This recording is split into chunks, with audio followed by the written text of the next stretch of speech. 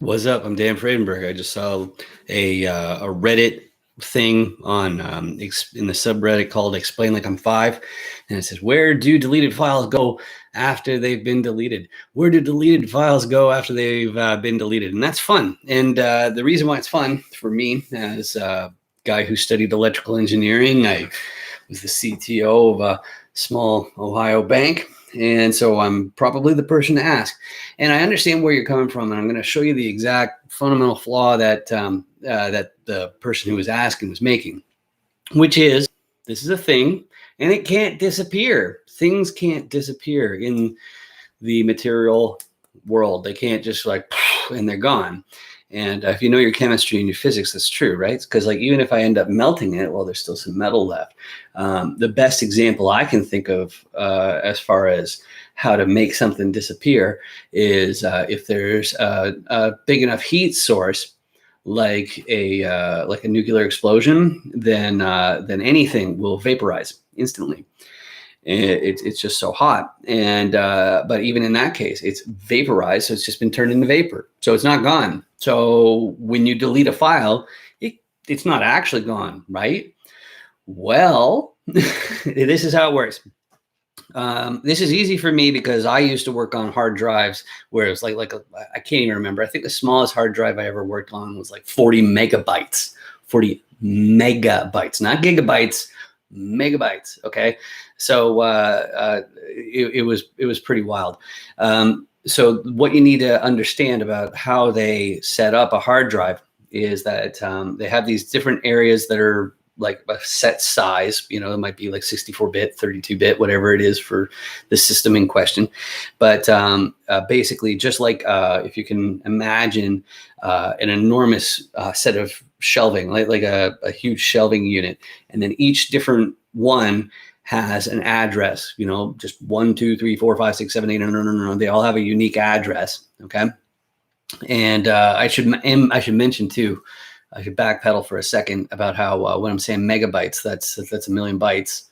Arithmetically, it's not actually, you know, just ending in zeros, but if you round it, it's about right. Sorry about the laser light show here. Maybe if I turn on this light, it'll be better. That's better. No laser light show now. So anyway, you've got, imagine the shelving unit, you've got each of these different ones. And then the thing is, for a file, like an MP3 file, you know, it might take up like 10 of those little shelves, or it might take up, you know, a few million of them. Okay. So like if you're talking about a megabyte, then, you know, like a million bytes. So you've got one shelf space for each byte. So you have to have a million to take up a single megabyte. But now, like an SD card, a small SD card for your phone, you know, you can for around $20, you can get about 128 gigabytes in an SD card, and a gigabyte is a billion bytes. So if you have a billion bytes and your MP3 file, your music file is a million bytes, then that means all of the shelves from number 1 to number 1 million, for example, is all filled with the pieces of that music file. And anytime the computer actually needs to play the song, it needs to grab all of that information from all 1 million of the shelves and then send it over to the CPU so it can switch it into music and send the message to the speaker, say, play my favorite song. So that's what it is. But when you delete it, though, one of the things that's kind of neat is what they do is they make these header files, basically. And so like the first file in the million would say, okay, this is the name of me. I'm a file. This is my name. And it will say I'm this big. So it'll say I'm 1 million bytes, or I'm 2 million bytes, or I'm 3,200,000 bytes. Okay. And so that tells you how many fields, and it says that I'm from this address to this address. So it gives you all the information to show you exactly where that file is. Now, when you delete it, what you actually do is you actually only go into that one header file that shows how big it is. And there's one little setting saying like, am I deleted? Yes or no, 1 or 0. Okay. And if it's a 1, then it's not deleted. If it's a 0, then it is deleted. Okay. But that means if someone actually knows how to look for it, what they can do is they can get all the deleted information. Basically, they can say, hey, there appears to be something here, and they can switch it from a 0 back to a 1 to undeleted.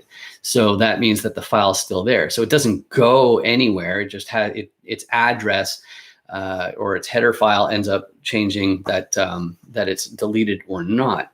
So the question then is, how do you actually delete a file? How do you make it so that it's really, really, really gone? Well, the answer is all you have to do is fill in some of those shelves. Like in my example, I said shelf number 1 all the way to shelf number 1,000,000. All you have to do is save a new file that uses some of those shelves. And that's what your operating system takes care of. So your operating system would be like iOS if you're using an Apple product, or Windows if you're using a PC, or Android if you're using an Android device. Okay, so it's the one in charge of saving and removing. So the real trick to making sure that your stuff is actually deleted is after you delete a bunch of stuff. I guess what you could do is if you have a hard drive full of random stuff, what you could do is you could delete a bunch of stuff. Then you take the hard drive with a whole bunch of stuff, you copy it, you paste it into like any old folder on your drive until it's basically as full as possible. And then once that's done, you delete that. And then if that stuff gets undeleted, well, who cares? Because it's not the sensitive thing.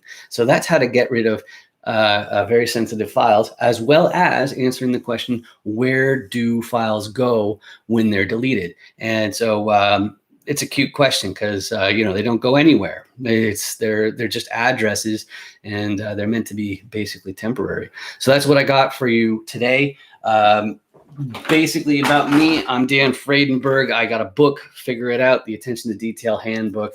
I should put the link in the description so you can get it on Amazon. But if you can get Friedenberg, like Dan Friedenberg right there, Figure It Out. It's kind of deliberately difficult to spell, but it's called the Attention to Detail Handbook because attention to detail is one of the most difficult to find skills out there in the workplace. And I'm in commercial real estate, so attention to detail, being meticulous, is super duper important, because if you miss something, then you're going to lose your shirt. And the skills you get from being a developer, programmer, doing the engineering thing, there's not any room for error. It's a really good place for people who can find their own mistakes without any help. So that's why I'm a good guy to go for that. And the other thing too is that I've also always been a philosopher. But other than that, funnelfixing.com, that's for lead generation, online funnel creation, marketing, and your content creation. So basically, it doesn't matter if you have a job or if you have a business. You really should be doing more on social media to build your own brand, so that people, they feel like they know you, they want to work with you, and they'll pay you more for that assistance, because they'll pay you what you're worth. So that's a good idea to reach out to build out your online funnel so that you can do more with that. Other than that, you can subscribe to this channel. You can also check out dandoesdeals.com to find out more about the commercial real estate related activities I do. And I also have some interviews with some different people in the real estate niche in there. And you can also, if you've got a bad feeling about real estate in general, I also am the host of realestateisaScam.com. You can see the videos on this YouTube channel as well, but realestateisaScam.com is where you can see them all collected together. And what I'm doing on that one is because with my digital security background, getting into real estate, where it's known for being an industry filled with sharks.